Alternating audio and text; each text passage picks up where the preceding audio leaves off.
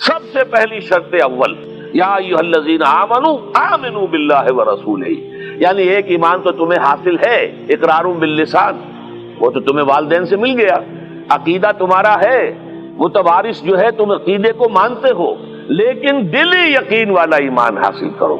اصل میں اس کے بعد گاڑی چلتی ہے، اس کے بعد جو ہے نتائج نکلتے چلے جائیں گے، لیکن اگر وہاں ایمان کی کمزوری ہے تب اوپر سے کوششیں کریں گے، نتیجہ نہیں نکلے گا، آگے ہم بڑھ نہیں سکیں گے، ہمارے جو جد و جہد ہے وہ کامیابی سے ہمکنار نہیں ہوگی۔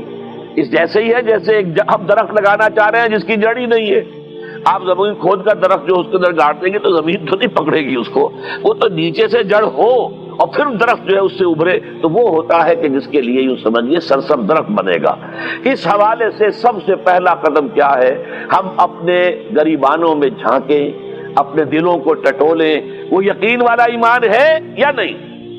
اگر ہے تو اللہ کا شکر ادا کیجیے، تہنیت، مبارکباد، اور نہیں ہے تو پہلا کام یہ ہے کہ اے ایمان کے دعوے دارو، ایمان لاؤ جیسے کہ ایمان کا حق ہے، یقین اللہ کی ذات پر، اس کی صفات کمال پر، یقین مرنے کے بعد اٹھنے پر، بعث بعد الموت اور حساب کتاب، یوم حشر اور جنت اور دوزخ کا یقین، فرشتوں کا یقین، وحی کا یقین، قرآن کا یقین، کتابوں کا یقین، نبیوں اور رسولوں کا یقین، اور محمد الرسول اللہ کا یقین صلی اللہ علیہ وسلم کہ آپ آخری اور کامل رسول ہیں اللہ تعالیٰ کے، خاتم النبیین بھی ہیں اور آخر المرسلین صلی اللہ علیہ وسلم۔ یہ یقین پہلے پیدا ہونا چاہیے۔ تو اب ظاہر بات ہے کہ جب میں نے یہ بات اتنی بڑی کہی ہے تو پھر مجھے یہ بھی بتانا چاہیے یقین کہاں سے ملے گا۔ جیسے آپ بھٹی کے آگے بیٹھیں گے تو حرارت پہنچ جائے گی، آپ برف کی سل کے قریب بیٹھے ہوں گے ٹھنڈک پہنچ جائے گی۔ اگر صاحب ایمان ہے، کسی کے دل میں یقین والی بھٹی دہک رہی ہے، تو اس کے قرب سے آپ کے اندر بھی یقین پیدا ہو جائے گا۔ دوسرا طریقہ یہ ہے کہ شریعت کے احکام پر عمل کیے جاؤ، کیے جاؤ، کیے جاؤ، کیے جاؤ، اس عمل سے بھی یقین پیدا ہوتا ہے۔ یہ دو طرفہ معاملہ ہے، یقین سے عمل پیدا ہوتا ہے اور عمل سے یقین پیدا ہوتا ہے۔ جیسے آپ کہتے ہیں وشیس سرکل، وہ بری شے ہوتی ہے کہ ایک چیز ہے بڑھ گئی تو پھر اس کے اور خرابی بڑھ گئی، اس سے پھر وہ پہلی خرابی اور بڑھ گئی، پھر وہ اس سے اور خرابی بڑھتی چلی گئی۔ جیسے پیچ آپ کہتے ہیں ہر چکر کے ساتھ وہ پیچ آگے بڑھتا جاتا ہے، اسی طریقے سے بھلائی کا بھی ایک سرکل ہے۔ ایک نیکی آپ کریں گے آپ پہ ایمان پیدا ہوگا، اب آپ زیادہ نیکی کریں گے تو اب اور زیادہ ایمان پیدا ہوگا، تو یہ دو طرفہ سرکل ہے۔ اور تیسری بات جو ہے، خاص طور پر فہیم، ذہین، انٹلیکچوئل لوگ، سمجھدار لوگ، اور آج کی دنیا آپ کو معلوم ہے کہ ہمارے نوجوان طبقے میں بہت بڑی تعداد میں بہت سمجھدار لوگ ہوتے ہیں، اس لیے کہ ان کی معلومات کا دائرہ بڑا وسیع ہو گیا ہے۔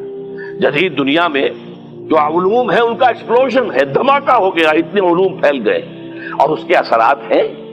اخبار بین لوگ بھی جو ہے وہ بھی ایک طرح سے ہر ایک ان میں سے فلسفی ہوتا ہے، آپ اس سے ذرا بات کر کے دیکھیے، وہ اپنے فلسفے بگاڑے گا، اپنی رائے دے گا، معلوم ہوتا ہے کہ شاید سب سے بڑا سیاسی تجزیہ نگار یہی ہے۔ لہذا وہ لوگ کہتے ہیں کہ ہمیں تو وہ بات بتاؤ جو ہماری عقل کو بھی اپیل کرے۔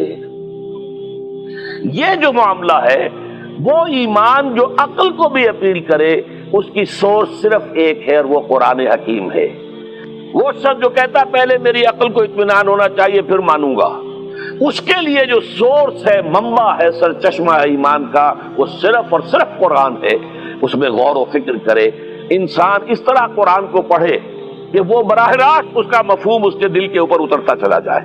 جیسے علامہ اقبال نے کہا ہے کہ تیرے ضمیر پہ جب تک نہ ہو نزول کتاب، گرہ کشا ہے نہ رازی نہ صاحب کشاف۔ قرآن تو تمہارے اپنے قلب پر نازل ہونا چاہیے۔ اور یہ اصل میں ان کے والد نے کہا تھا اس سے، بالکل بچپن میں علامہ اقبال چھوٹے سے بچے تھے، ان کے والد تھے ذرا صوفی منش آدمی تھے، وہ شیخ نور محمد۔ وہ آئے فجر کی نماز مسجد سے پڑھ کر آئے تو دیکھا کہ اقبال جو ہے بچہ وہ قرآن پڑھ رہا بیٹھا ہوا۔ اس نے کہا والد نے کہ بیٹے تم یہ قرآن کیسے پڑھتے ہو؟ اب وہ حیران ہوا بچہ، یا بچان بس میں پڑھتا ہوں قرآن جیسے پڑھتے ہیں، آپ کا مطلب کیا ہے؟ کہا بیٹے قرآن ایسے پڑھا کرو کہ جیسے یہ تم پر نازل ہو رہا ہے، یوں سمجھو کہ تم پر نازل ہو رہا ہے، تم مخاطب ہو۔ اب اس چیز کو انہوں نے اپنے اس شعر میں ادا کیا، تیرے ضمیر پہ جب تک نہ ہو نزول کتاب، گرا کچا ہے نہ راسی نہ صاحب کشاف. جیسے یہ قرآن قلب محمد پر نازل ہوا تھا. فَإِنَّهُ نَزَّلَهُ عَلَىٰ قَلْبِكَ، جبرائیل نے یہ اے نبی اے محمد آپ کے دل پر اتارا ہے. تو جب تک ہمارے بھی دل پر نہیں اترے گا تو قرآن مجید جو ہے وہ ہمیں انسپائر نہیں کر سکے گا. ترجمہ آپ پڑھیں گے، کچھ آپ کو معلوم ہو گیا اس کا مطلب یہ ہے. تفسیر پڑھا، اچھا جی ٹھیک ہے فلاں مفسر نے یہ لکھا ہے فلاں نے یہ لکھا ہے، یہ معلومات تو مل جائیں گی، لیکن وہ اندر سے جو موٹیویشن ہوتی ہے، اندر سے جو جذبہ ابھرتا ہے، اندر سے جو ایمان جو ہے چشمے کی طرح قلب کی گہرائیوں سے ابلتا ہے، وہ نہیں ہوگا. وہ اسی وقت ہوتا ہے کہ جب وہ انٹلیکچوئل آدمی جو ہے وہ کم سے کم اتنی تکلیف ضرور کرے کہ اتنی عربی سیکھ لے کہ عربی جو ہے قرآن مجید اس کے براہ راست قلب پر نازل ہو سکے، وہ ترجمہ نہ دیکھے. ہم میں سے ہر شخص کا پہلا کام یہ ہے کہ وہ یقین والا ایمان حاصل کرے. عام آدمی کے لیے صاحب یقین کی صحبت بھی مفید، عام آدمی کے لیے عمل سے بھی یقین پیدا ہوتا ہے، لیکن انٹلیکچوئل کے لیے، ذہین کے لیے، فہیم انسان کے لیے، انٹیلیجنسیا جسے آپ کہتے ہیں، اس کے لیے لازم ہے کہ وہ قرآن مجید کی گہرائیوں میں غوطہ زنی کرے اور قرآن اس کے اپنے قلب کے اوپر نازل ہو تو کہیں جا کر وہ قرآن کو سمجھے گا. تو ایک تو طلب ہدایت ہو انسان کے اندر، اور دوسرے یہ کہ قرآن مجید کو براہ راست نازل ہونے کا موقع ملے قلب کے اوپر، تو ایمان یقین والا حاصل ہوگا.